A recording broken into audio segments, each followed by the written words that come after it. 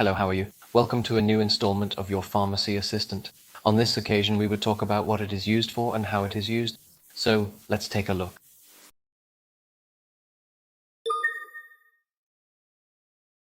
Hey everyone, welcome to my channel. Today we're going to talk about hydroxyzine, a very useful antihistamine for treating allergies. We'll see how to take it and in which cases it can help us. Hydroxyzine is a medication that is used for several things. It's great for relieving anxiety, treating itching caused by allergies, and also as a sedative before some medical procedures. Have you ever wondered how it works? Hydroxyzine blocks histamine, a substance that our body produces that causes allergy symptoms like itching and sneezing. It also has a sedative effect that helps us calm down and sleep better. Let's talk about the dosage and how to take it. Usually, for adults, the starting dose is 25 milligrams, 3 or 4 times a day. It is very important to follow the doctor's instructions to adjust the dose to what each person needs. I don't recommend increasing the dose on your own. Always consult first. Like any medication, hydroxyzine can have some side effects. The most common are drowsiness,